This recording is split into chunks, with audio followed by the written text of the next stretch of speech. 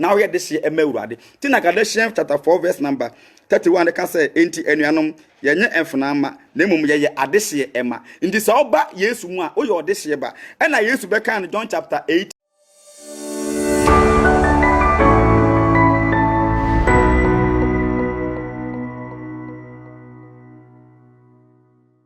epacho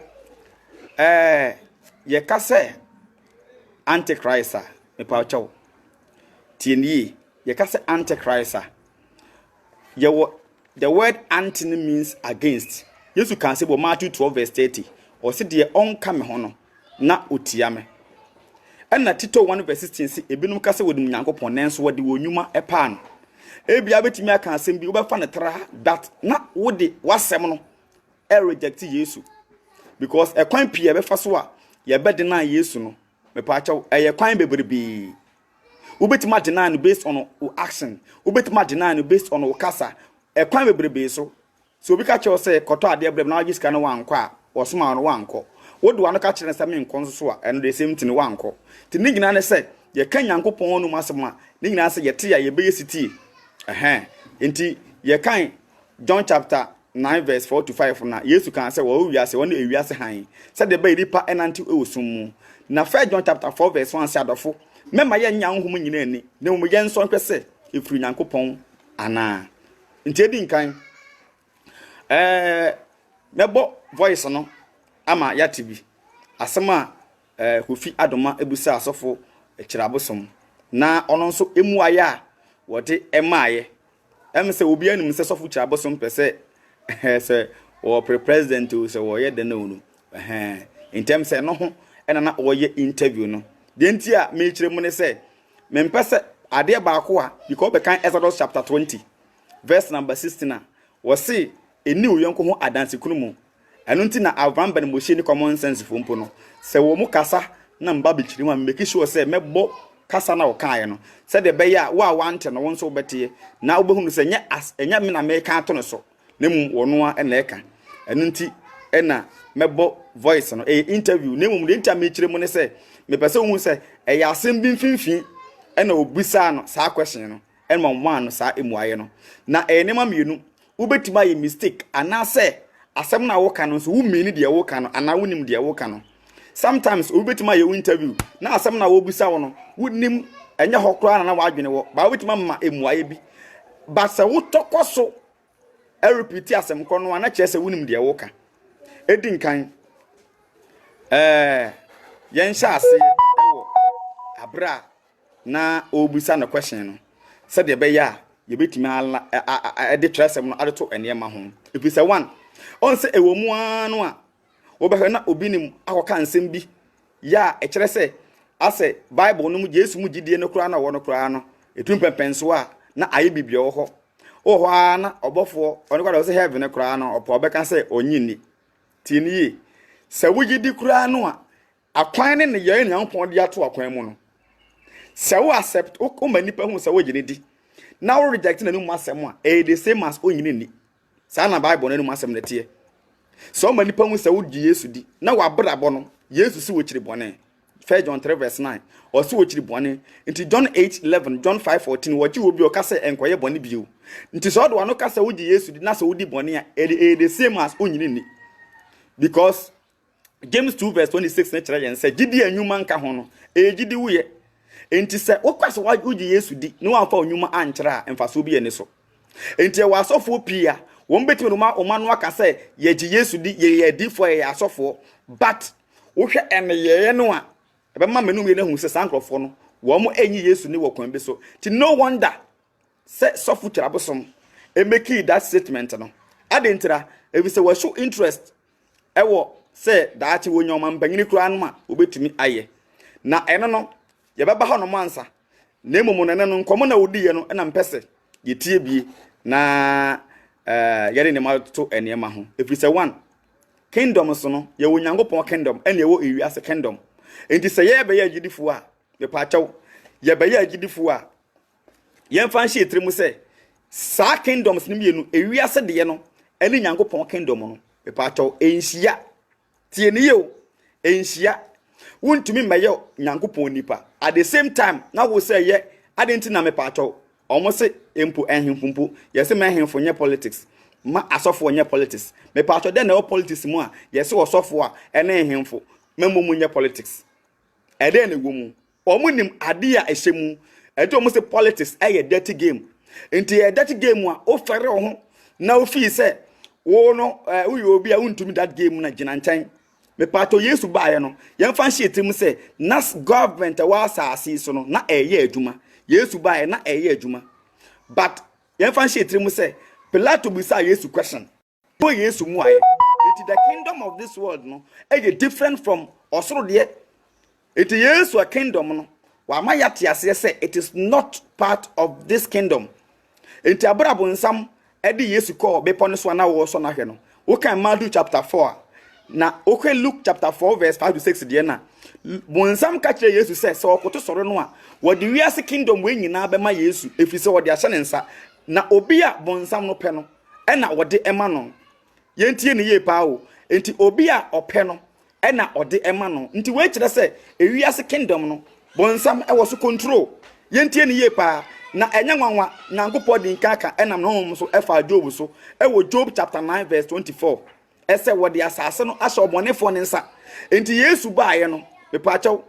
o kan asem bi wo John chapter 12 verse number 31 say oba beyi ewiase sudifo no eho that is Satan enti se bonsam ye wiase sudifo de a ene na enu nti na fa John chapter 2 verse 15 ka kire yen say ye agidifo no mema ye no wiase anase eniyema ewo wiase nemum se obi do wiase ya ejane don enti ne mu 81 eniyema ekoso wiase emu amamuo emu niyema nyina no pa chaw enye nyankopon nsem na dibu Ghana nye nyankopon nsem na dibu America nye nyankopon nsem na emum no wo mu afo am wo mu constitution but nyankopon asem eye Bible enti esono ewiase amamuo ena sono nyankopon ede sanete enti abra Yesu ejina Pilato ni muno me pato yen John chapter 18 verse number 33 asem bi ko so edi nkan ansa said the be ya betimate ase yentumi nka mom because ntumi obekan 1 John 9 verse number 1 John chapter 5 verse number 19 a wasi ewiase we no eda obonefo no emu I don't think na nyankopon say Daniel chapter 2:44 or best or the kingdom ebamba be say the kingdom of this world adintira the kingdom of this world no eye tamfo na control whether say unlike you and until na 1 John 2 verse 15 say obi do wiase we ya nyankopon don ye de bay enti ne mu nemum no ye agidifo no ye mfa hye mu say ewo mu say nyankopon control wiase we de but otumi ede wiase no asodifo ni bi eye de onu nyankopon no epe say de be ne timpo baba mu sa na nyankopon no wote enti bo say Nebukadnezar eye wiase kingdom but a drum pempenso a ne nkrofo bi e Babylon ti no nyankopon said be ya ne nkrofo be nya ahoto nti no wode ne nsaka Nebukadnezar nti Daniel chapter 4 verse number 33 hono no obohu say Nebukadnezar e kanfu nyankopon eyi na ye but at the same time ya fancy etim say upon say na Nebukadnezar ehunu say Daniel nyankopon nkrofo no but ne bosom de no da so asom nemum de wo mu nie your personalities bia tie nie the kingdom of this world no enye nyankopon kingdom o ye me be ko tu quotation na amana ye clear say ye manya yebu no eye soro de ye tie nie enu nti na ye ahoho ne amanfrafo ewo asase we se so tie nie enti se wo no o pese one o mindset de say o baba be di on my Ghana so now the nyankopon trimpo ababa ye adwuma de a and e different na numpo fa so trimu say enya possible because the entire world no shabon samonsa enti ye no said the Matthew chapter 3 Yohane ya o hyase e de adwensa kire subo e baaye no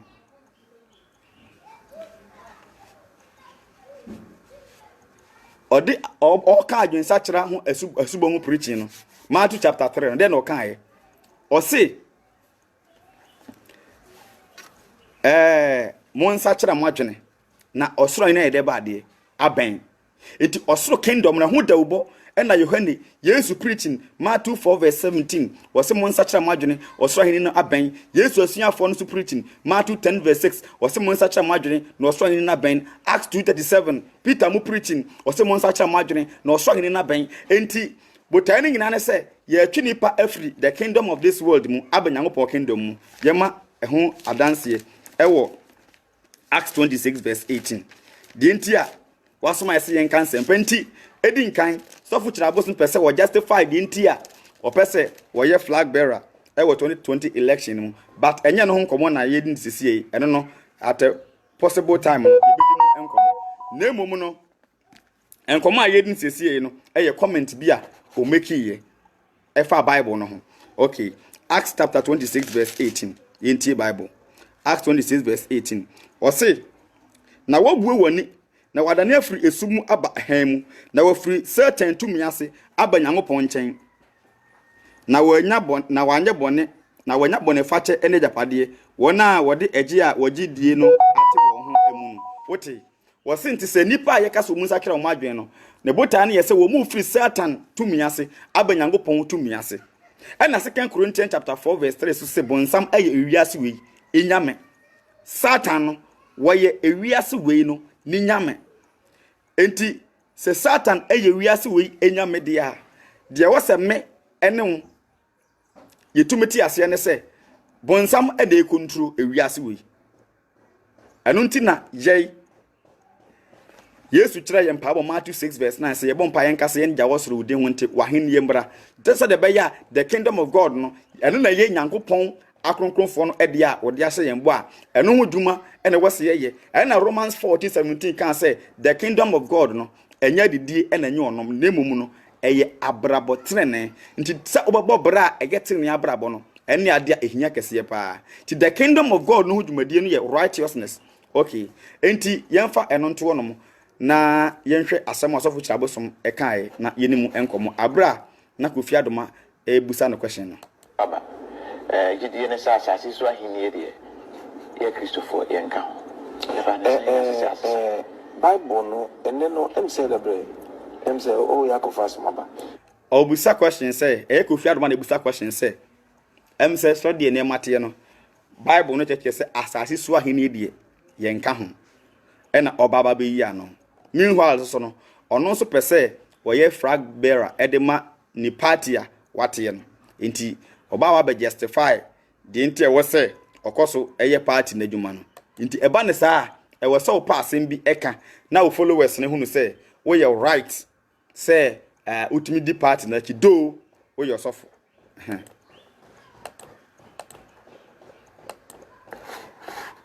eti eno ho komo na mpese yedi kakra eyetitia na eboa menom yenu enti yenti asema panyin no ekan okay emze sound no kanka ene mmoa enti nkowe enti asori bi kura ho nto aba gidie ne sa asase so ahenie de ye Christopher yenka Bible no ene no say the bre say o yakofa somaba Bible no da ho no ya fra baby Bible na nka I'm telling you mo from the buy no so mo ni ati what I say edu baby a o say nkwa umre mo ho ase mo wura no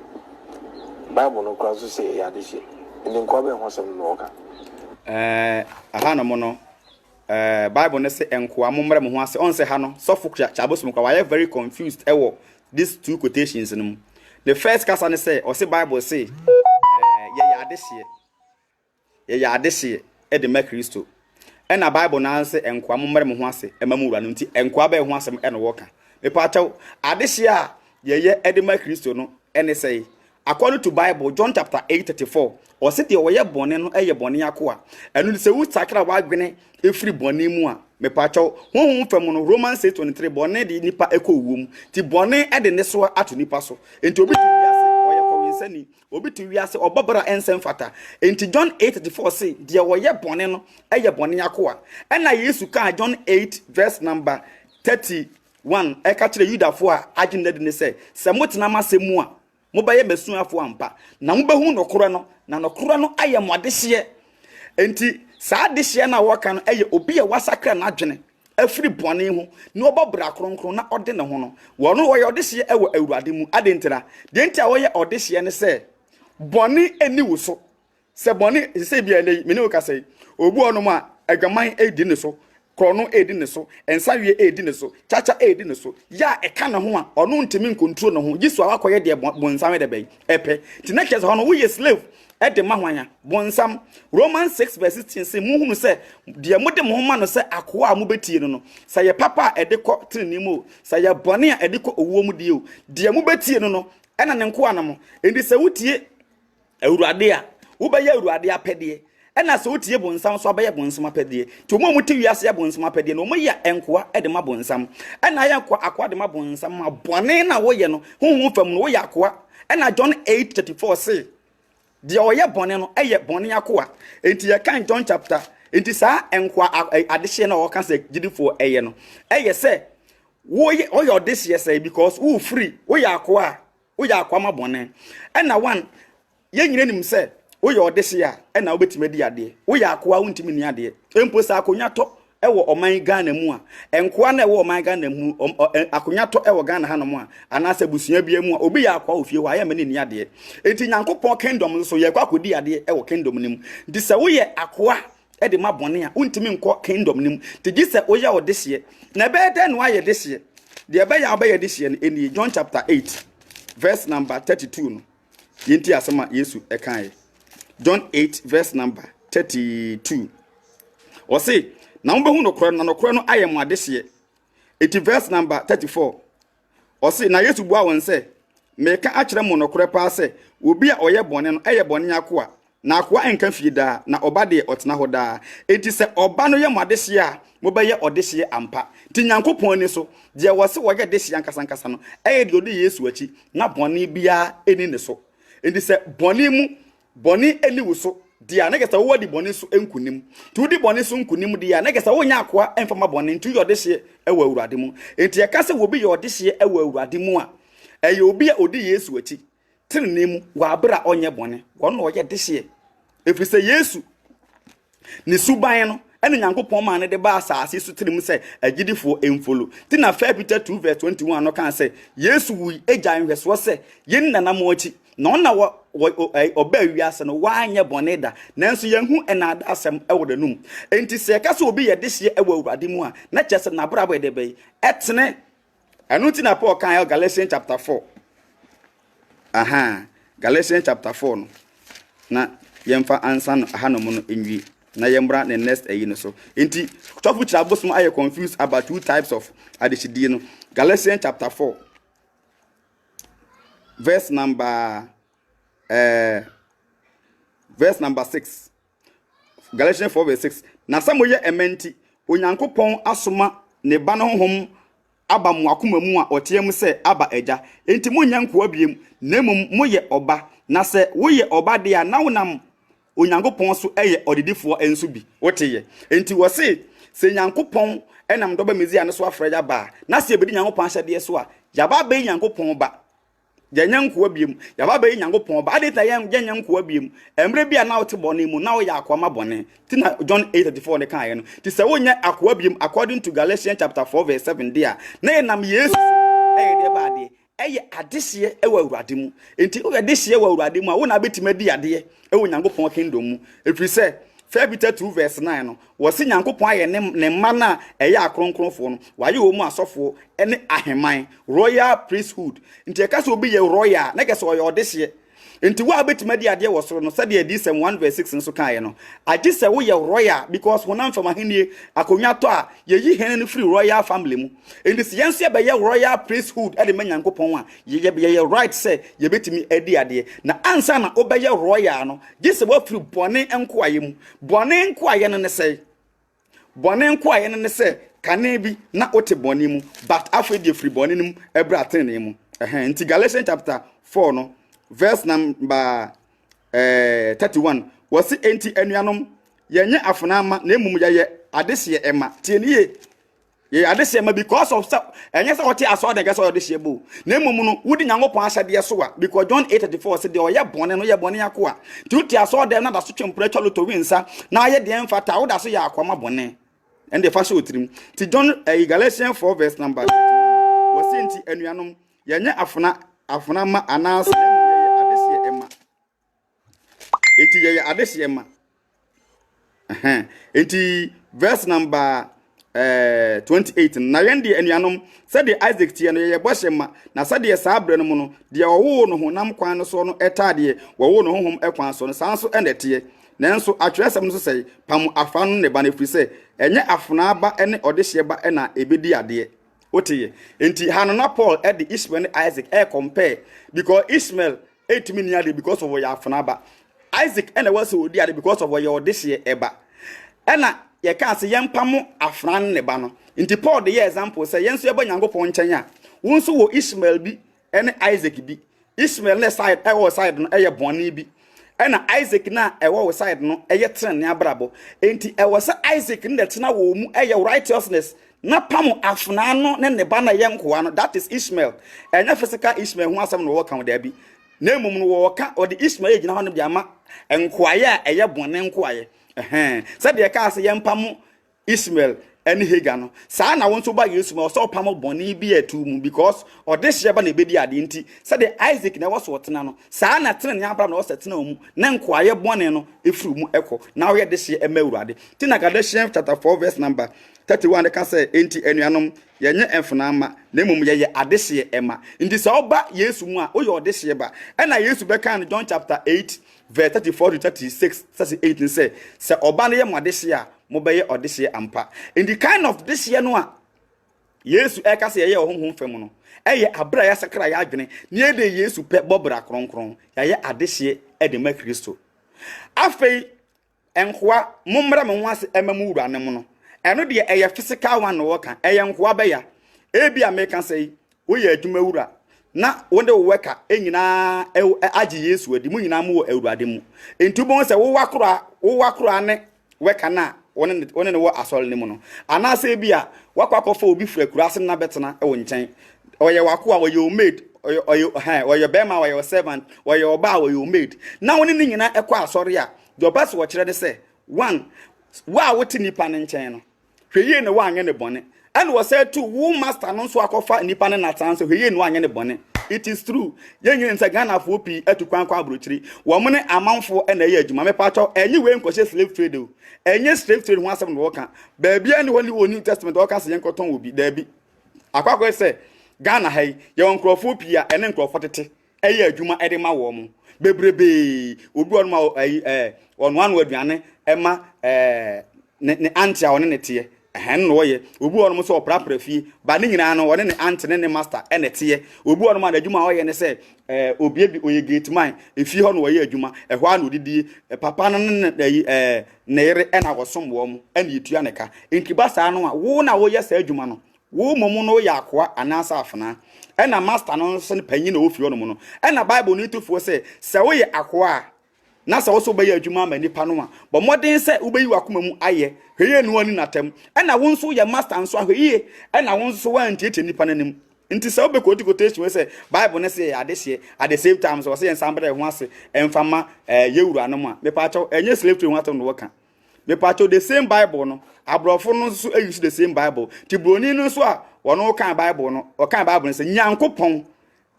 kasa o kasa in general ubetimi no obi atena me pa chaw ye muta question say entie ma Osofo Kyiri Abosom fie enko hunu say obi to Osofo Kyiri Abosom nchanya osom wone ne yera na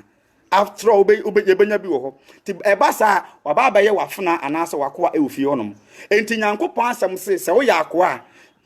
tie de wura beka te se de wo ye wofo a tie de wagya no be de be ebeka Ephesians 6 verse 1 wo se ema muntie mu awofo asem ewo awurade mu muntie mu awofo asem ewo awurade mu enti se saa na wo no obi te so se de se wo ye oba tie awofo asem se de Ephesians 6 verse 1 ne ka no ena wo say tu wonzo so a wo ye servant abra wo no master tie se hweye ene wa anye ne bone ene wo say tu master ne fo se hweye na wonso wa anye nipa ne bone we bone be pa na wo saa asem wo ye a bible no ekenem enti yen quote quotation bi honom ye kan Colossians chapter 3 verse number 18 ti haye o se eyerenom mommra mo ho ase emamu kunum sede ese ewo awurade mu okunu mu no mo yerenom na mo nhyɛ wo mahomete emamu ntem awofo asem enoma nyina mu na ye na so awurade ani agyanom munyi mo ma abufuo na won akoma entu verse 2 enkoa muntie mo honam famuru anom asem enoma nyina mu enya mu ani susum mu se won a woso nipa ni na mumu no akoma kono se won a wosuro awurade na adwuma biara a moyo no mumfiri wakra mu yo no se moyo ama awurade na enyo enipa enti hanom no eye afutuo ene nyankopon hom etufu se oyo oba wo hye be ma ase bra ho ase ma okunu wo ye okunu so adoyere wo ye abofran so a tie wagya no na asem ena se wo ye servant ya a wo sum wo master wo fi ono so a tie dia obeka enye yiya no san so de wo ye master so a free akoma mu so ayi odo de kire enti me pa chaw obelinki we dia kwa slave trader na gese me pa chaw wal say asem no kora As a more fun, some be fine quarantine. Only see him be catching and qua subdue yourself. What I say, Emma masters, slaves. Oh, it is not almost fine qua and obedience. It is be an only sim piana. A bit me, American kind young says, a brain once and maybe an okay. What I say, oh, Wakatia, and also. Enti yemu say one Bible no abrofo no a ebedi yenso no ede ana. The biggest question is say you be Bible yi mu a Europeans na ebedi yenso no omo ho asem na wo mu ana. The part of Bible we no yemfa nche itremu say one enye Europe ni free. Senka Europe kwa na Bible yi free dia ane nka ye bema omu benefit of the doubt. Bible yi Israel any free. Europe for no so ti preaching say the yen preaching ye bi. Enti hanom no so be ka say abrofo na the Bible no bre ya me pacho England for na be di yes na nkasa no o man England na nkasa particular no e ba wi ase da be Bible no abro mo di asempa no etre no e na ebi nso ko England honom enti me pacho free Genesis ko see Revelation a hen fa na kire say Bible we anase quotation we kire say Bible no ye America for dia said the CSF worker no Bible no ye nyire nim say Israel enifure kasa ye de kire ye mpo Hebrew and Greek nemu English cry be mu no ye translation and de be bu endi say nipa no ono no oba bedi wuso no so ono aba eba bedi wuso pa che oba bedi so no buy with political idea oba so ba bedi dwa eno behu ha wa mo ne mate eno mu ko ba eno mu ba be fa monkoa tie ne ye wan fa tu ansi so say bla baje Bible di because omo na kasa no Bible ne ma ne kra no wo mo emfa nya adwuma me pa chaw o ka say Bible ne kra ye abrofo ne dia ne gesa won te ne ma ase because abrofo no hwe enema omo e promote but Bible tia hwe kwan ya Bible fa so say ye nware Ezra chapter 22 verse 16 but abrofo no ko ware won sisan krata na akoko wale no court hwe kwan ya ntinhihye ye wo Bible mu no ene omu nhye nyepe twenema omu e promote ni nyina no ye de Bible no kasetia hwan na ono be di ebe create book a ebe sa sabotage wonu amu da bi ne mu nyankopon asem no ena yemfa nhye trimu se at that time no ekoba bia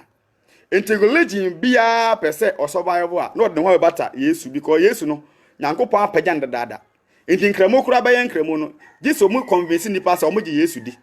Bible mu se no na agenda atachiri wo de abra ba ye Islamic religion hu teachings enche bi ebedi hu nkomo abra ba ye di san nkomo no wo beti ase bo hu se de enti a Roman Empire edom ho bata Bible wo beti ase de enti a Islamic religion edom ho bata Bible wo beti ase enti sa abrof omo no som no mo de baaye no omo de omo som no mo de Bible no aka ho enti akoye se obekwotu quotation no but na emu enchire mu no or the see because Bible na spread at that time nti Bible ka say enko amre omo ho ase ema omo ru anu ma wo kan wa onu obetie obi akofo obi fraku aso ma mehwe ne store e na akwa na work man papa no ana say ne aunt na onu ne tie no wo ne wo ka say se wo ne aunt ne tie enyi ne nsema no enti we na ye futu anyankopon etu wa wo no obitie men link enfa na Yesu ka say obi nkokoton ko amfiri ha na mo mfa mede Yesu achi da bi na mum de na ra efie bia mu no ubekom na ebi ana enya wo ne wo yere no manko anete ebi ana akofa obi kura aba na betena ebi ana akofa janka bi na betena enya oba no ne de bato ne nete ena ono tu nipa no ne wote ne se mu nyina ma osuma urade a menyi yi wuru ane nsema no ne bra ho asema no the same thing ena wo se tufu se ono owuru ano nso so emfa de essence fa mawo nti wo ha be na wo sa de we mu owie no wo se be shift to different one yenti de ho no so kan no akachiro what I say because only the boy omo we and what see adwuma no le shit mi se akatua wo so me pa chaw wakatua e wo soro no nyabru na de se witremo Nyankopon no a Osofo Kyiri Abosom bo ne din wa aso da mu a o ka kire nkrofo se wo mbra begya kwanche o de din aye adwuma no Nyankopon na mezi anso kan se yakatua so e wo esoro yentie ne ye o yakatua eso e wo soro me pa chaw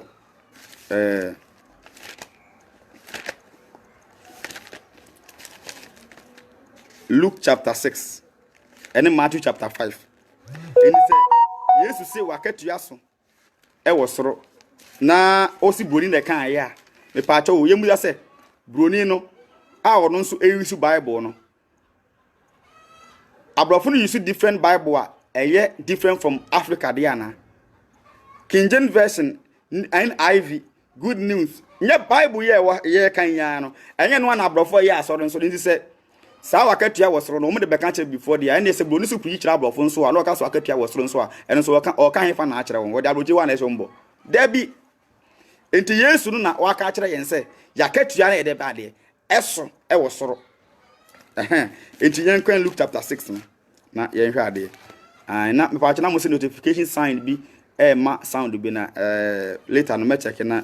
metumi adum no na aye kama enema bi se yenti na pese ye se online TV no ene online radio nde wo ya we call correct me fam na a stop nema obi correct me fam nti pese ye ne yi ni nyina no ebre no so a yeguso agu enhye so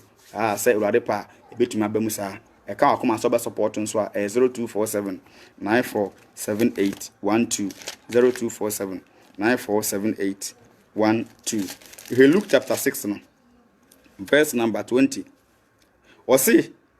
enhyane mo hiafo na onyanpa hene no eye mo dia enhyane mo a ekom de mu na obema mo amen enhyane mo a musu na mo besere enhyane mo se enipa kire mu na woyi mu firi mu na woya mo na woto mu din twene se dinbone onipa ba no nti mumma mo ani enye eda no na munya hurusie na hwe mo akatua so e wosoro na saa na wona gyanom ede ye edifo no aha Yesu ka kire ne nkrofo se adanse na omudi wo ne ho no obefa Yesu a Yesu ababoten ne nti enipa betan Yesu ababoten ne nti enipa enu obedi asie Yesu ababoten ne nti no enipa ebetan nanso ne nyina mu no saa na Jeremia ne Isaiah mu ne Hezekiah mu nyina nso ye wo mo nemu ebasa ma woni nye na wakatua so wo hefa ewo esoro indi se sasem we me pa cha wo Yesu kan ye no almost 2000 years ni and what essay Nyankopon emabo se ye ma ni ni akatua so ewo soro the same Yesu kro no a and wo kan se obesoma na nkonkon na ba yemu ama ye de ye adwuma Osofo Kyiri Abosom klemu se sa honhom ne de de ye honhom de wo de ye adwuma a wo klemu se wo de ye adwuma e di huska na Yesu na ase wakatua so wo soro bobla kronkron de ya me pa cha on de wo problem e wo ho dabi e was so many ways ya de deny Yesu yenti asema Yesu kan e wo Matthew chapter 10 verse number 32 na yen hwa de se wo deny no woni pa ni mu a wono so be deny e wo Nyankopon kingdom no emu Matthew chapter 10 verse number 32 was enti obiara obebo me din e wo nipa ba no anim no menso mebo ne din meja a wo so no so anim na obiara obepa me e wo enipa anim no menso mepa no meja a wo so no anim enti so ka se mumma ne nyin makatua so so ya abofo le kan ho so hono wa reject Yesu wa pa Yesu e wo nipa anim but o se wo ye sanso a ono so bepa o tie ne ye pa efise one wo kan se wo be ye asore no ede aso na ogina wo de ye asore in the first place me pa cha Luke, Matthew chapter 16, verse 16 to 18. Yes, you cast catch Peter, upon this rock I'll build my church. Into Pacho, say, we are for and I just saw them preaching. No, Eban said no preaching, because of years to fivefold ministries. No, Ephesians chapter 4, verse 11. 1 Corinthians chapter 12, verse 27. Was so maybe I a for as and Pacafo. And they would to me say, so which I was more D for. How they would to now one amount we D for the same Bible. And now the amount you D for the diable from the banner and Kahumbi. A Kahumbi. Quotations now can say, I can't remember Jack and me pacho. Until whenever Pion one, Yanko Pomo crying kai, and not a deep for be a. Tis one, which the 2 TV and him said, Obi Baba Behunua. On Tressica and some other who me patron quotation ben I used to can sa. And there one kind, what the account, we okay, because Edisica Ebro, Matthew 10 verse 6, or Simunyano Namon Famakwa. The biggest question is the soft which Abosom did not upon the Adam one say, Yam Passe, 1 hour for Damawa. What Unyanoka? Because Yango Panu Capre, the Nipana, what the Ma woman on Son Pacho, what the more Mokana, answer I know. Would you see a few moonshine? Because at the TV is a Nipano or bar on Fasimbra. Nemono enipa na afri nipem ekwan Nyankopon emunu sika paso bane se nipa na afri nipem no ono ade aba but ye mfasika ebo onto ho obeka Acts 8 verse 20 go nyina abra Simon kan se wo munyi sika no man na honhom de bi no yenti asema Peter ekan Acts 8 verse 20 na Petro ka kire no se usika na wonyera efri se wasusu se wo de sika na enyi Nyankopon akyede wote obi kwadi sika ekwa akopɛ empaibo e Peter nkyɛn no Peter say wo sika ne wonyera efi sɛ wonya adwene bi sɛ ye de sika e na pe Nyankopɔn de baade akyɛde e kyerɛ sɛ Nyankopɔn adom akyɛde no ɔno de ma wo sɔfo no wa amfa sika bia na de ma wo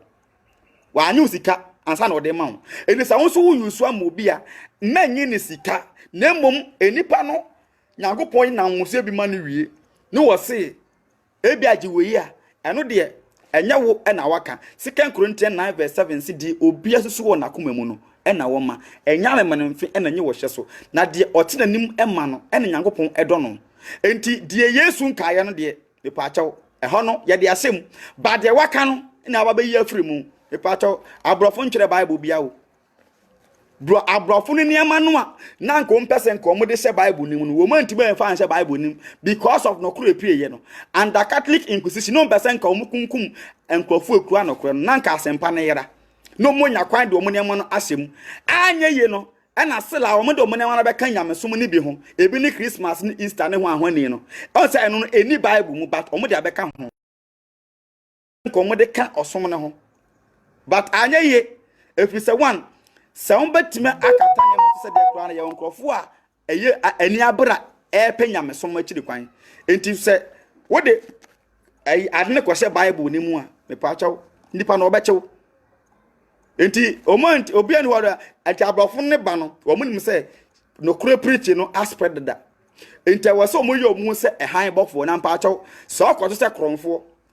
ye aye ne ho se wo ye osofo Kronfo na ye ne ho se wo ye Osofo na okura Bible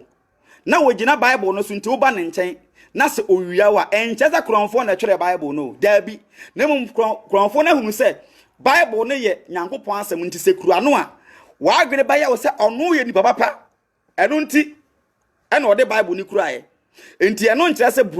kronfo na de Bible no ebewia wa ɛkyɛ se kronfo na twere Bible no dabi anasa wɔn na de mu nsɛm no ba ye dabi I heard that, but our term as a tool to deceive you. And this say any pebia or no one papa. Now what person over that know what the Bible abba. And you on the true Bible. Bible no who no say your papa. Said the bay our own minister obey me hawa. No nya a quine a how. Enti Nyankopɔn asɛm no me pa kyɛw. Nyankopɔn asɛm no Israel ne free. Why? European for no be any Bible mu. Nyankopɔn asɛm no e free Jerusalem. Obekan Luke chapter 24 verse 47 o se no wafo ne din so akoka adwensa kyera ene bonifa firi e wo wiase nyina na obɛhya ase e wo Jerusalem enti Nyankopɔn asɛm no hya ase from Jerusalem said the Isaiah 2 verse 1 no wo se amanamamufuo bebrebe befra chichiri akwa akosori Nyankopɔn e wo Jerusalem de se honhom fam no Nyankopon asem no a onam Yesu so edi ko wiase baabia se de Isaiah 14 verse 1 no ene ne eyi adwuma yi enti abrofo no ba beba no o ma hu se ene enema mienu ene ma obi ade etim eye wamamuo ene wosom enti abrofo no ba no ma hu se omo de amamuo na eba but o ma hu se wo som no omo de ba omo survive nti omo pe osoma aye popular no mo do hu abata no enti wo do mo bat o missionaries do mo bata Bible no eye say they believe in the Bible the second for akotan Bible say asa we papa no de be da wo enti enye say o mo na twere Bible no there be the kura mo the just Bible translation the first original Bible Hebrew ni Greek actually mo de call Latin mu no mo de ba English mu e na ba be do different languages mu enti Emma obi na ada osa abrofo no de Bible no abrofo na twere Bible no me pacho there be boni bia no won mo twere Bible mo just translation oh sad dear no we je heaven di sisika kokko na dia yo oh asem da ke se panantis ka kokko so ne entizi no se yanye die ya obeda ko nantis ka kokko so na sim futuru enti hana mo je heaven di the biggest question is heaven no e de na ma ogidi e Nyankopon asem o yae the same Nyankopon asem na mu ene ma wogi heaven e de be ediye enti asem no a e ma wogi heaven ediye no eye bo se Nyankopon asem no kan daada se wo famu a obetima hu ne saa ye be nanti gold so ni nya e wo Discernment chapter 21 verse 14 go in enti we ni nyina no ye ade a e wo se oti ase se Bible no kan se e mane be ko wi ya e na that of be de be e be sorry enti abra esuafo mbusa Yesu question e wo Matthew 24 verse 3 no ne first answer mbusa question say e de na be ye wo ba ene ewiase awie ni mu senchene Yesu first answer ne say mu hwe ye na obi an de be na adam it's about time we ya sorry ba fa Bible no ne ma ogidie nkose Yesu mo enche sofo mu because sofo betima ira at any time ebi na avamben mo say ye leader wo hwe ase say ekim no on say nipa odi ne mo achi no wo mu nyina so ay confused sanete se wogidie tim ewo Yesu mu a enipa no a olidi no eyira wo de won yira da ti na Matthew 15 verse number 14 ka se nifani kwanya wo mbere de ba de ahwi amram enti wo sa wo mo ni da ho wo mo ni bie na always wo hwe twresem ni mu John chapter 5:39 Yesu ka sa mo hwe twresem ni mu na mo yusem mo mu dan kwa na eni na edi me ho adanse it's about time a wo ya so de ba en fan se utim sa okwetna so de makoti ma pastor si check sofo no okotu quotation reading from the Bible na we say asem na waka no etesa na yen kan Acts 17 verse 11 ne hwe asem bia Paul ekan enti it's not about time me sofo say okwetna so de ma de obeka no send sa na wajeri da bi hwe sensem tsa na so akwatna ka mu na driver driver careless abaka ka no de enti no obeye di wo mana obati driver nya botre wa na botre na t speed ne so adenti na wo kasa sa because of otika no bi wonkwa e wo ka no bi sanso na butaya ya de ko Yesu nchen no so it is about our salvation ye kra nkwaje because John 10 verse 10 Jesus say oba na enya nkwa 1 John 2:24 say 25 say eba wo de ahye na dan nkwa enti say so for no say wo drive careless or de okra no ekwa say yemu enti it's about time wo say wo de omo ni bri e wo Bible ni mu wa contribute amedia ye ato aso dem nema wa contribute amedia so si aso dan wa contribute dem but check it so for ni preaching se sana asam na wo kan sana te ana anya da bia praise the Lord amen ntumo se sofo bi kro edi nsenhu na members ti akire sofo bi kro edi nsem pata na members ti akire da bi menya ne se asemasi follower na emu ma ne se Yesu na efre aba ne nchen John 10 verse 16 wo say me wonyan bi a wo mfiri ban mu wo mu na wose me kofa wo mu eba no ma abetie me ne enti wo firi ase ba Yesu nchen ha obetie hwan voice Yesu voice enyo sofo voice he so sofo kasa na abetie a eye de sofo no ka because Nyankopon na kasa ba sa wo se asem we nya sofo nya me na ka ba sofo na ka me pato ye careful emfa nya adwuma Acts 17 verse number 11 Paul etu kwan ko kubia fa na barrier na Acts 17 verse 11 ti de Paul kai was na Yudafo a ewo ha no eyese ne wona e Thessalonica no na wo ye oyempe feji asem no na da o hwe kyerɛsɛm mu no mu sɛ ensɛm no ɛte saa ana wote wɔse da bia wo mu hwe kyerɛsɛm mu no mu sɛ ensɛm no ɛte saa ana aditi na mekasa bia na makoto quotation efiri sɛ me bekasa na mekasa tententen na me cold quotation bia kyerɛ sɛ ensɛm na meka ni nyina ya me Obediah na meka. And you are not here to listen to Obediah, but you are here to listen to the word of God. And it's Obediah and count the word of God. I didn't know what's a waste of time. Debbie, John chapter 3, verse 34. See the yanko pass man where they or can yanko pong asem. Into Obano. So can yanko pass among so the wotian sway. John 8:47. Or see the onyanko pong awono.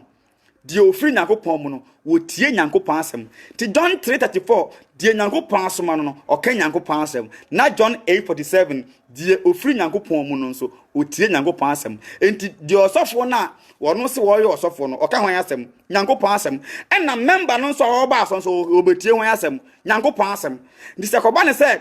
sofo eka ono nipa na asem ono sofo na nkasa asem na wo member no nso wotie nipa asem de a and ha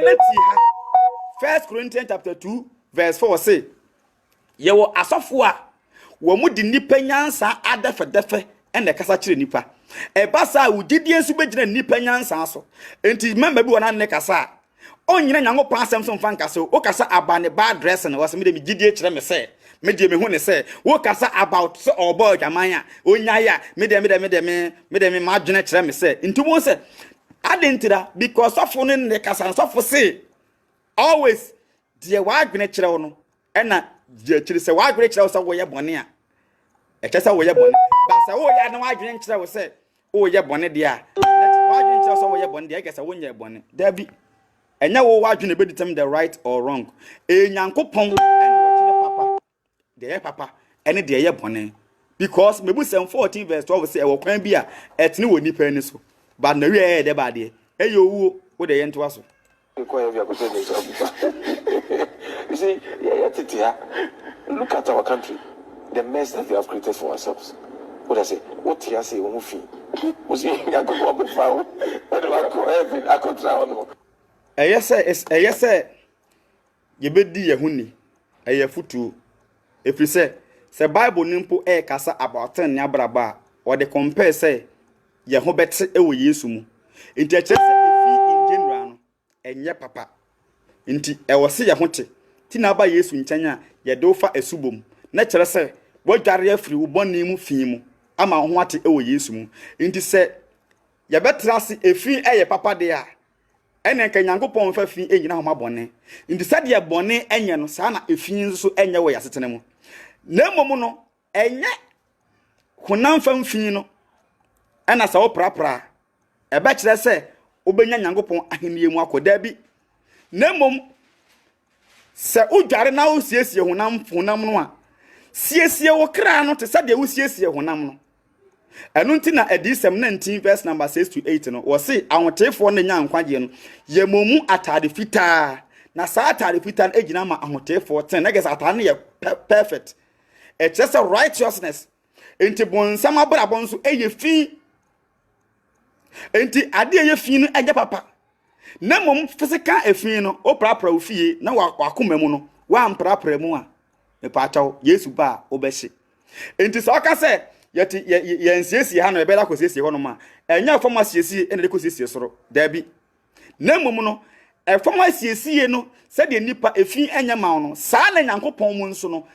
honhom fi so enya ma aida be se honam fam ball atwa ho ahia na nipa beka se wo ye fi prapra ofi a ti na obi a so de prapra fi no saa na Yesu mu nso ya wone ma eye fi ede be ne ma ne ma ye fi o Yesu mu krono ye fi jamamo ye fi azan ye fi akohwie ye fi obra bi ensem fata bi ede ba de eye efi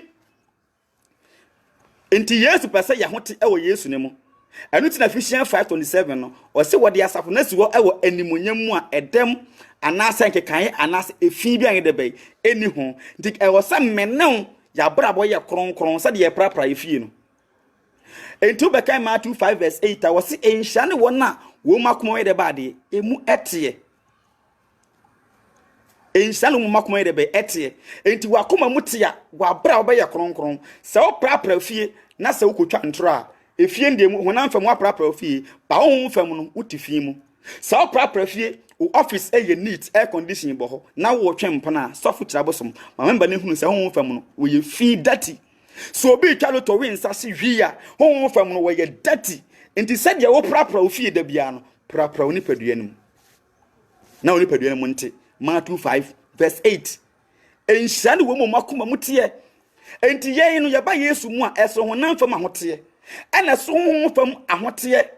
2 Corinthians chapter 7 verse number 1 yenkuti asem wa ha enti honam fam no ya prapra honam fam sese honam fam no ya kra ma ahote wotere ne mu nso e wo so make sure say ye adwuma to oba address no woda ne mpona chi a honhom fam hu office ni bibia anetie enti me pa chaw 2 Corinthians chapter 7 verse 1 na yenye yemfa addition emra na wiye wo se afese ye wo sa boshe yinti adofo mumma yen horo ye hu firi hunam ene honhom mu fi enyina ho na ye wiye na hote e wo Nyankopon surom wote ase enti ha no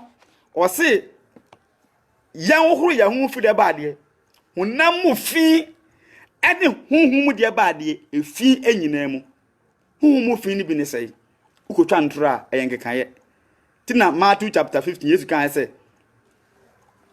enipa akoma mu Matthew 15 verse 19 osinipa akoma mu na adwembone Matthew 15 verse 19 enipa akoma mu na adwembone awudisem ayerefasem akohwi obrabone nyina friba na wanyina afri nipa mu na eba na egu ne hu fi ti so bi prapra ni potamu eto task e woni dem asodan na mato task e wo mu no woto asodan na mu task e de air condition bo ho na nipa na eba be sori eruade ho no no wo mu temperature akohwie obraboni mu a Nyankopon hunu asodan mo se what say ball aso adentira enema fi e na abedi ahyemu e wo ho den ma ball aye baller we to ajanan to ho we to protein bag to ho we ti nema different betwasia na nyina no enye papa ye fen se baller so enti asodan mu ofesa de honam fam moda kodi sa de na nipa na eba ba ye asore no we twempana we twaloto we winsa we siwi we to nyinsegu we twantro we yaza we bo adwaman a e kire se Nyankopon nimu Nyankopon hu asodan mu de se baller so adentira madress honam fam ba honhom fam no efi atwa ho ahia nti asofo adwuma kese pa ne se yama nipa mfiri efi honhom fam emra Nyankopon enchen ti nipa nyai bone ye emra kronkron abrabom emewurade.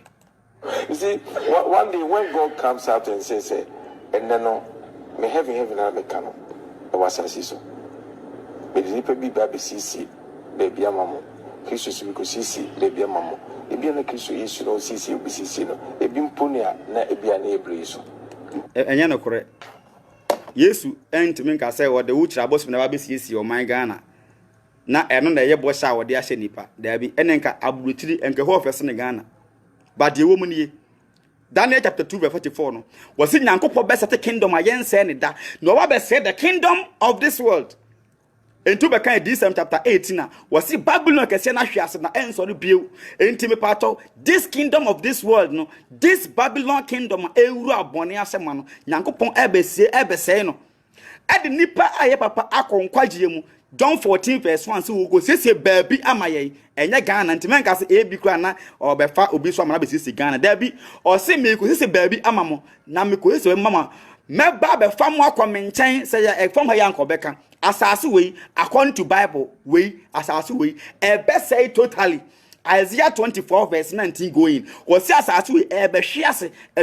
enso di biu Nyankopon se wode eje enu mu da ebeto asase we mu according to Isaiah 66 verse 24 obesaya asase we according to Mark chapter 9 verse 43 wode ja enu mu da ebesi asase we etu be kan Psalm 104 Psalm 102 verse 25 ti Bible me pa to yesiesie oman no na emfuturo firi ho no mo na bibia akoso ye na obi nyadwuma ya eye but enya no ne bosha Yesu sheye boss me pacho boss Yesu betime chira e wo osoro die nim no asama honam fam nhira ne bi e obetime ama wo saa na mmom no enya honam fam we nhira we nti e na Yesu mawurade Anointing na Paul kan of 1 Corinthians chapter 15 verse 19 say senka asetena yi mu nko an e Yesu mu ndaso de a enenka ye mobo adentira because no matter how I be enjoy was asisi no obi di bone so or enjoy more than you. Enye boshe we ne de ahye wo ye de down kwa 2 Peter 3 verse 13 o se de ne boshe tie no ye twen osoro foforo ene asas foforo atene ye de ba de atim nyame di chabosu besiesie Ghana me pacho akronfo nyamanfo ne we ebe firi wiase da bi nti Yesu no de ne boshe ne se oba abefa ne ma akọ ne ma no nso ye based on Oma brabotene because Romans chapter 14:17 says the kingdom of this world, the kingdom of God no, is about righteousness. Say ni abrabo ene hia. Say nipa be di ye ne de eye. But Matthew 6:33 or say mu hwe Nyankopon kingdom ene ne righteousness ne first na de hia no or de akan ho. So I agree you say was be adi at every possible time and yes anete. 1 Samuel 2 verse 5 and 7 say Nyankopon ma nipa di hia otim obi di ye. Ye nyina kra di ye at a time enye papa. Na ye nyina obi a osika dan ma hwan ne ba ko du eburo no obi ababedi. Ye nyina osika dan ma hwan ne be penti dan ma o. Ye nyina obi a osika dan ma me pa chaw hwan ne nkopma me na me nko na me osika dan ma na osika dan ma me pa chaw me na me nkonko me ma ye woso ayi me na me nkonko pamata na bra be hye da bi obi anya sa adwuma no but enam say obi betima de yi obi su betima chiri ntubo sa adwuma bi wono mu a because of ahoche ntu obeye na oluade na opa enam kwan papa so betima bie kwan ama no ntubo say obi ka na bakose ma hwe me ma bra pen pa sanete nsata nyina anyepe Nyankopon mu anamontuo no wo sasofo ma nipa ne hunu say yedie bia kura eni adanse die kura na nye papa enti ubeka so mbebi atwam no na nye nti wo ye nyema bi Nyankopon bie kwan ama amene wako ye sa de we na wo se Nyankopon animunyam be pacho ahonyade e kanfo Nyankopon ho no ahonyade e yetere na kwan so ubeka 1 Timothy chapter 6 verse 17 wo se ahonyafo wo wiase no yentu omofo ese wo montene wo monsanfanya adoye na at the same time nso wo munya wo ho ewo enyuma pa fm enti se wo nya ho na adwuma a wo ye no ye adwuma bone a e pacho police ni edan na wasi no say ya bribe and wage driver dey si dan na me pacho sakra wagwene we nya yayi adanse die say nyame aye bia ma adwuma na wo ye no wonim se wonam sumase na wodi bone wo sumase de nya ho asakra wagwene enkoye nya Yesu abie kwan ama obia Bible say ye nya ye ho a e wo se onya ho adwuma pa de ba de afam to yourself was ke ba won chen no e ya manfo na wo bu wo mu e na wo tonton ne mama wo mu ji wo sikadie e na wo mu su tonton pia wota ma wo mu na wo mu su e na wo ji wo mu sika e na wo di ayeye dia wo di atoka asene dia wo di asidan dia sachira wadwene wo afobuo kese pa Timoli na no mani na ho enti yedie no hwe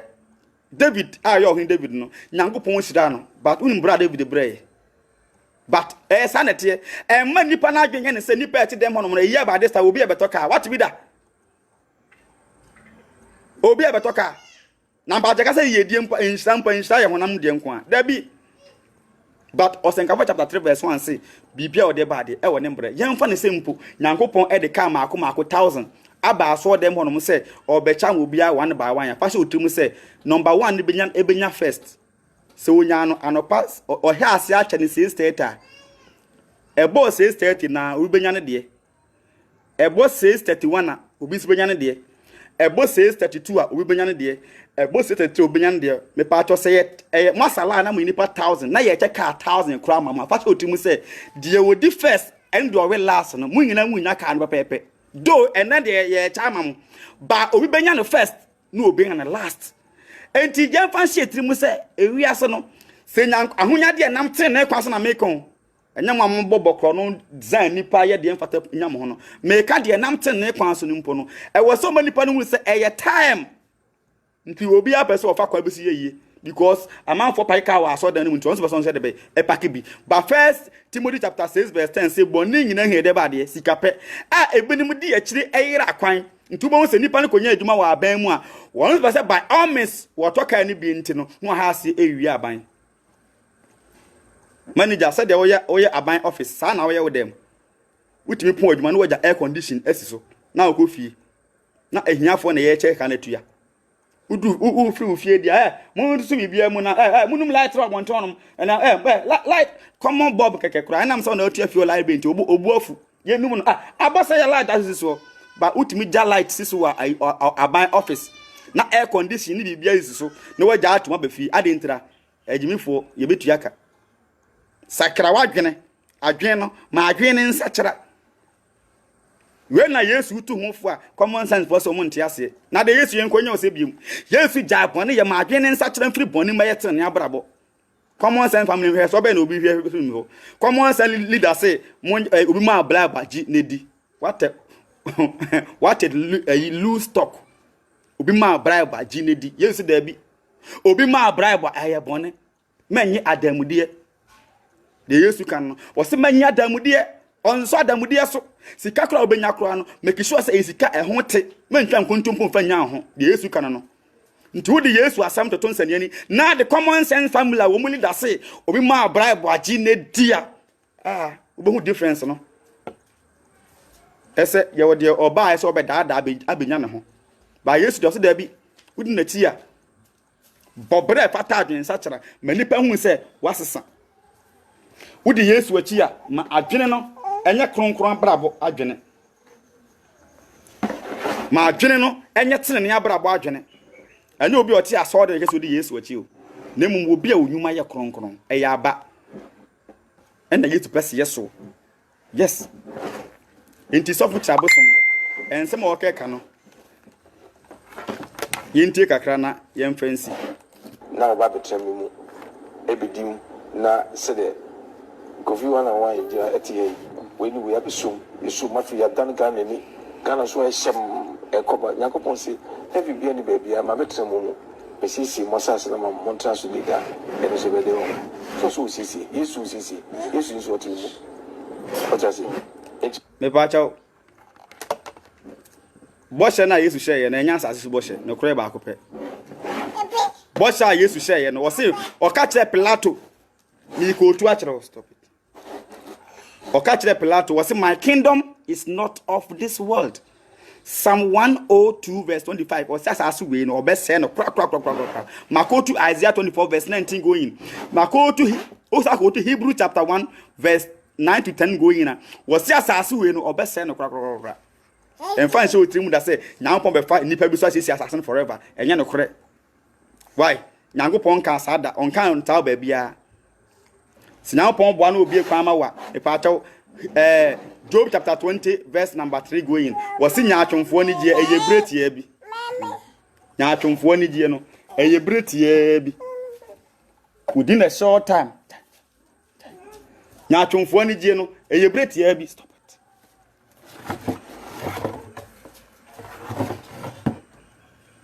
Pancho sorry was in nyaatwomfo ni gie eye bretie bi why inti de Yesu aka kire ye no enda wasi di akire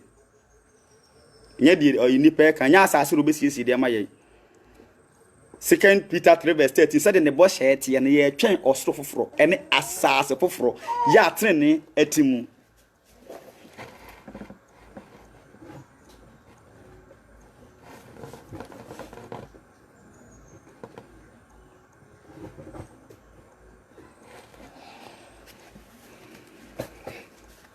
Roger, move.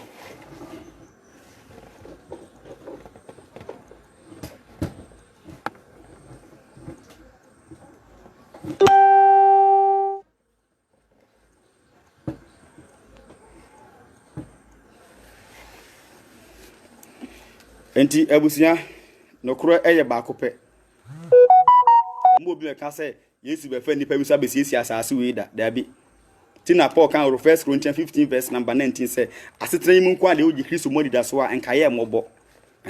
si nyankopon ye wadom na obie kwan ma ho na wudi ye wa asahe su a me pa chaw hallelujah mfa hye otwemu say asahe su ne gie no eye bretie bi enche na atwam anunti na Luke 12 verse number 6 going Luke 12 verse 16 going or the phone or can say me credit did no no now poka chance or your bakwase because we dwena asase de na now point de wonwene ho adentra asase so de no eye temporary nyankopon de na ye permanent ene wo se ye dwene ho nti wo dwene honam fam no ma honhom de no ehia because de ani hunu enche na asai but de wo yemu eye kra no and the better forever wo ye papa obewu wanye papa obewu osu nyame abewu wansu nyame obewu me pa chaw okwa asda obewu wankwa asoja obewu wonye ska obewu wonye ska obewu me pa chaw eba no sa na mam dia ye nyina pepepe nemu different no ye de wansum nyankopon no ne kra wo seye but de osum nyankopon no ne kra wo nkwa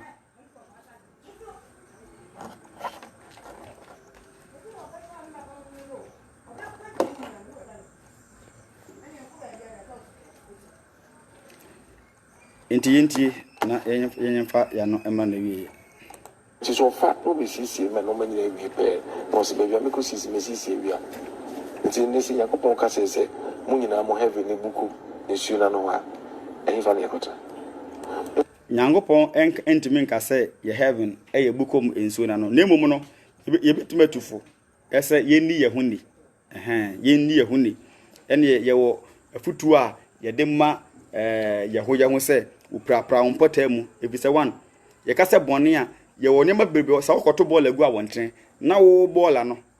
okoto ball agu abontene na wo ball no pai ntontom ekokọ yi obi ne nipa ne koyal no kowu a the source of ewo ni free wa okoto ball no gu ye no enti ye wo futu opi a ye betimi de atu ye se de be ya ye betimi aye neat nemom e ban the kingdom of God there mama yemfa no mem nemom ye de be ye emfa to ho se said ye nyankopon ekti efi enye wode ni so nti wode bone gina ma efi no na gese efi nya manipa and what be atufo but men ka say heaven ebitima be ye Ghana na men yes ada go en kwafo nti no enti a o ka say obawi ni a M11 na say 31st night ye ko bi bakokora mfa ho say the Obadiah Osofo eni onyame asomafo Bible Osofo ni we Bible Osofo ni omo musua okay Bible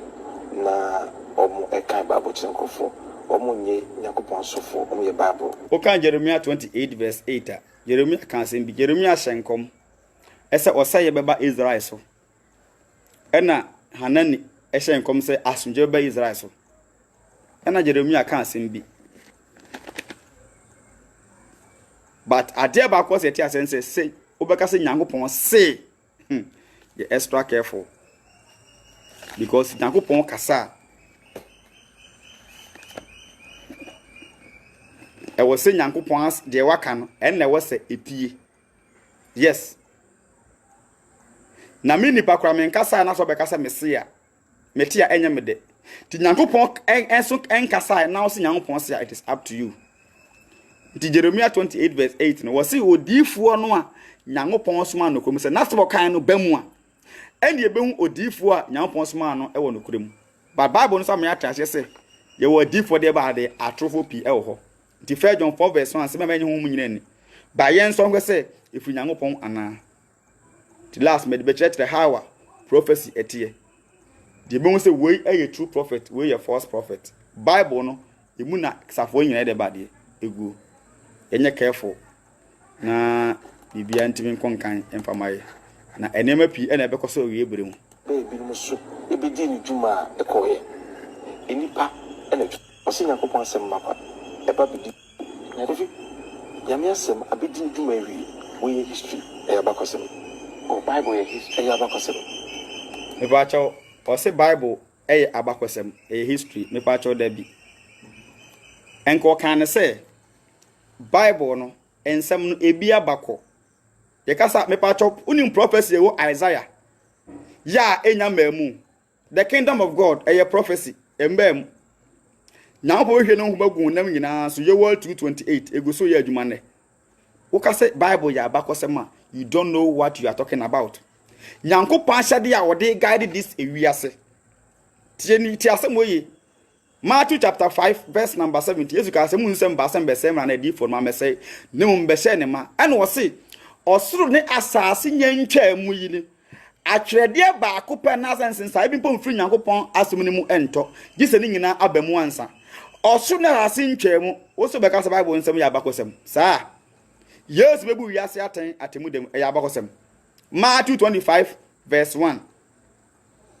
Matthew 25:31 obeto na konwam aboabo nipa nyina no wo nanim no apaapai wo mu se de dwanhefo paapa nwanten ni mberekire mu mpato we atwam dabi enam kwa so de be eba Matthew 24 man be kwa wi ya Yesu ka say besi no it is happening now o ma be soro man so asaso so ba me we ya bakosem dabi it is happening Nyankopɔn asem osi eni awisi awade e mokro no ma muntie ma wo fo asem Nyankopɔn asade a ode ama nipa no pato ya ifa na fa na bakosem no de obeka na bakosem no ye David obedi Israel so watwam but enumpo no Nyankopɔn atwere ato no se yemfa ensua lesson na papa David ye yemfa ensua na asode a woye ye no de to no so no yemfa ensua se yedi Nyankopɔn ti a na se ye asode a wo betwe so enti ya bakosem mpo a wo de aya futuo Romans chapter 15 verse 4 yenti de enti a de mpo eye nipa bi abakosem mpo no wo atwere de ato no de ama ye Romans 15 verse number 4 na yenye de emfa asem no ma na wiye nti we nyina na Nyankopɔn asem se ebe no bekɔ wiye a na ada pi beba ti wo so fu nyina pulpit no ka se Bible no ya bakosem a member na ono woti no obra be na pese wo bo Romans 15 verse number 4 na bibiara watwere ato no mo no watwere ama ye nkyerɛkyerɛ se yemfa boseto se ene kyerɛ nsɛm no mu awre kyerɛ so enya endaso woti ase wasin empo bibia watwere no watwere de ama ye nse yemfa kyerɛ nsɛm no ho awre kyerɛ no enya enidaso nti asɛm no mpo no se ye Solomon ahenie ya obedi ye onya nyansa na wotu Nyankopɔn ahyɛde kɔ waldodo nti ema ne ma ne kɔsom bosom no de wie no na wo de lesson me pa to Bible mu a ensema Yesu kan yesi besi nyina nkyerɛkyerɛ Yesu di ato no nyina ɛya ate a ɛwɔ sɛ yede yɛ adwuma sɛ de okoto book a okoto TV a ɛya na ma no aka ho okoto mobile phone a na ma no aka ho okoto aduro ɛwɔ box mu a ne yɛ de paper bi ahyɛ ho okenka papers na na bekyerɛ how a wo be use aduro no wo check TV no ma no ano a ɛna bekyerɛ how a you control TV no saa na ewiase we nyina nso me pa atwa ne ma no wanie ne manwa enie eya asase ekosi wiase we na wieye ugidie unyinnie wiase we ne manwa eni Nyankopɔn asem nti asem a Yesu kan ye no Matthew chapter 24 verse number 35 osi osoro ne asase beye dai ebetwam na mensem de ngede beye entwamu da osofo te wo se Bible ne Nyankopɔn no asem no eya abakosem saa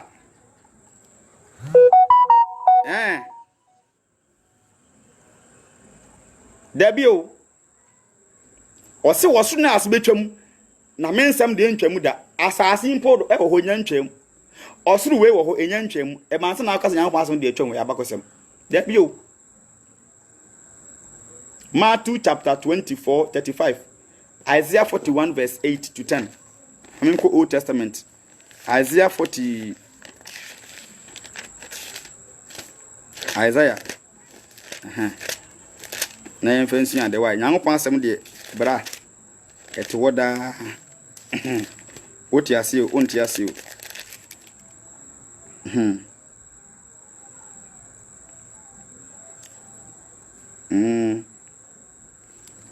Isaiah chapter 42 verse 8 o say many Awurade medin no ame fa mani munyam me ma obi aka ne de no hwe abamu na no mafoforo e na me kire na enya fifiri yeyi no me ma moate wote ase o se ade na enya maaye no o ka ho asam ade na enya maaye no o mayate that is prophecy e banse na be ya abakosem now pon di jabeshi abonefo nyina Isaiah 6 verse number 24 abam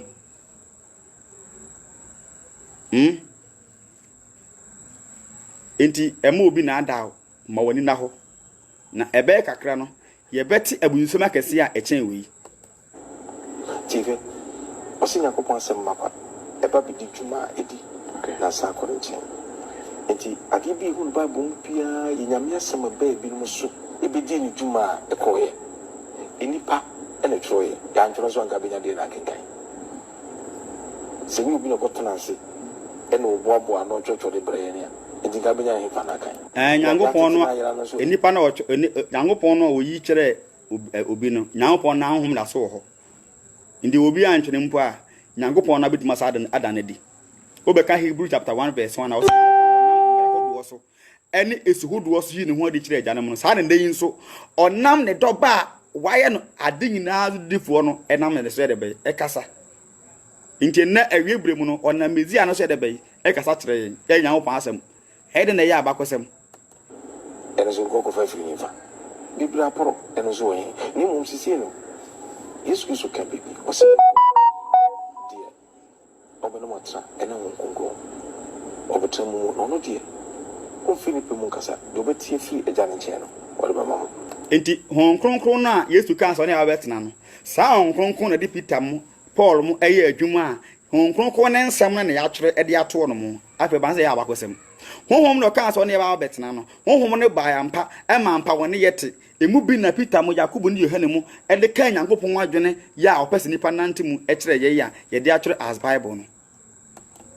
ntu be kan 2 Peter 1 verse 20 wo se atwere mu adi se no amfa nipa peso a ma pen efi se edi ye bi amfa nipa peso ne baaye na Nyankopon nipa kronkron se de onkonkon de wo mu nam no e na wo mu kasae egetitia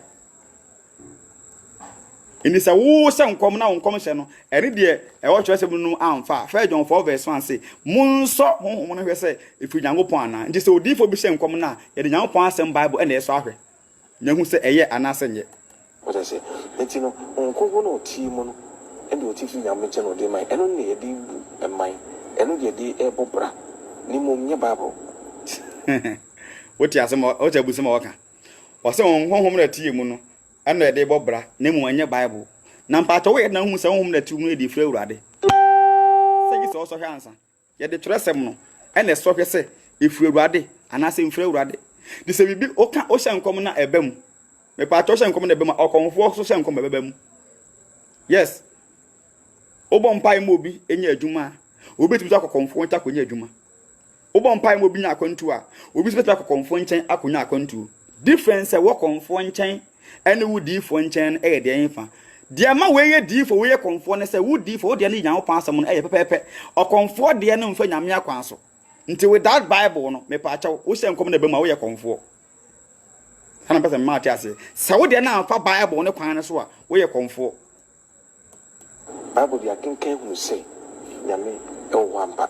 o ma ebi no so be ye adwuma e wo na si enti mistake e ye ne se enti na kan enti mun ko elim no e so do bia ne ye ne si Bible and the Bible say on kasi nyame say Bible say o wi na djuma Jerusalem en nanu bebia ko de subura na wona ebubu hwi ni ho na ti Ghana na ti ni subura no ho no me pa subura no ho no Yesu anga say subura ne enkonko no nya dankwa ndi subura no abubu a asem na Yesu kan kire oba ne se se wonim Nyankopon akyede ene de wa so se maninso ebi no mu a enka wo babusa no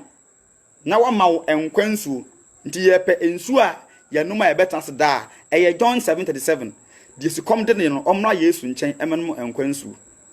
nti always e part of Hebrews 3:13 say ye nu tu ye hofu da bi ebodin se ne Hebrews 10:25 say mama ye nya ehun hyiamu da na emu ye nu tu ye hofu se de ebre no ben no e pa cha Nyankopon asem da biara da e wo se ye de ye adwuma Tina 1 Peter 4 verse 11 po say so Osofo wo kasa ma kanu se Nyankopon asem o se nya ento wonom na de ati mu no number 1 na hu se de atu mu frurade ye de nyame asem na cheke nti obi abrabo Philippians 1:27 se mom abrabo no emfata Kristo asempa ti de Kristo asempa ne se no so obo brasa na chese we trene ni no abrabo ne contrary to the asempa and the gospel e chese unim de woyo teacher nimpa wo chade mpo no yama no syllabus a o chirade according to the syllabus anase curriculum mfa chirade ti science ye bobra ye adi ye nyuma ye todwom ye preach a me pa chaw ye curriculum ne ye syllabus no no matter how miracle abeye bia no e wo se fall under this curriculum. And as a syllable, Nyankopon asem. So when commission a contrary to a year, we are comfort fetish priest. Yes. Okroye ba akope. And the days burn, and then they 30 idiot, and the Wako Israel. over. Minko the moon TV so. Make a day. It's a okay. Make a day. Christo. Nabrabone. Assembly again. Namone. Corner coffee. Baby see Joshua. I'm watching. Woman Joshua. Woman time Joshua we. Yes, we should buy a coin 2,000 years ago. Omon to Israel. Almost as a they just create something to represent something in order to collect money. What I say? I don't believe in those things. We believe in God. But if we say, and then Yimpu Yasantu, Nanti, who near the Dimpo, you now the character say, and you see Musiwa, and you see one. That I'm going to Enunti say archaeological finding. Eto de na sese wo mu se kwa menkonoma obi ameto no kropo pia meto no ebi ameto ya asantowa but ye woni ma ye de proof the existence of ya asantowa wo mu se ebi mu ama meto konfanoche but omo woni ma omo de proof the existence of konfanoche sanso na history bia etie se wa ma meto no but ye woni ma bia because never see was so it evidence ni nyina no e wo honom the bible locate ye nyina so ko honom asa penete ya evidence no honom e ho fa so no say e ma hu se nsem na wote ye no e true but eno so nche say wote Israel na wawie because Matthew 7:21 say nyo obi ya wasem say awurade no obekọ so ahenim but the oye agya wo so na pede nti so ko hu Joshua na ko ba bi ese Yesu na woni Yesu asem so a John 14 verse 15 say mo dome a di mashade so di saudo Yesu nti wako Israel okasa na wati nti Yesu asem no ene the most important thing but baby omutina ne hu ne ma ne de e boy me hu say de tie no e no kore akwa se obi aka say accident bi si ya na mo so boa no ha do opa akwa ne kwhwe wo kwa na so ko hu say moja bi gu ho no na car pass bi gu amu say it in evidence na abehun be kire we say asam na wote ye e true enu nti sanso na adnete ye tire e wo bible nim baba bi esi na wokọ na ya mpaniampa location so ho no mo na saa de so esi ho no mo a na hu evidence na a boost to faith e wo saa de nim but enu nkire say me aminko Israel da na minko hu yenso menyi because one menim Nyankopon asem no ene se de ne matese Nyankopon asem no ene kore whether so be ko Israel wan ko Israel yo Nyankopon ntwan kontumpo woyate ne ni nyuma eye kronkron nti it's about time agidifo no bebrebe o se ye careful na leader e mane a wonso amane ti na se obetusu asori se obekọ a ipacho sade ukoto aduane mpo anase ukoto nsu anoma anase ukoto ade bia ko nipadua mu a ya na wo papa no saa na ade fa ye kra nkwaje ho mix heaven and hell there untime mix automatic etima kra nkwaje ho hia no ankwaje victim e wo D4 trofo ne support trofo bia ne nsa no de wo aso betie no wontie Nyankopon hwembo ne onom ye na wonhye ma Obediah Amankwah ni mede mosi de pa ochena so o ma ye nkwa na ho de wo hono ma enen de Osofo Kyiri Abosom comment no ba be chire mu kakra se de be ya menum ye no obi entumi ena ada ye ye hu se de Nyankopon aka no e no kore eno so na wo se de ye ho to na ye de ya adwene edi a chire daachi ye kra etumi nyankwa ti Nyankopon ya adom a ye be san so ato aso with fire for fire any other teachings CSF for na teachings ni bia e wo se yetumi ba be chire mu from now going there fire for fire no e pa cho Ewurade pa beto atwa so saa ye anse hu teachings so ye de ba betu ye agidifo ne Kristofo nsofo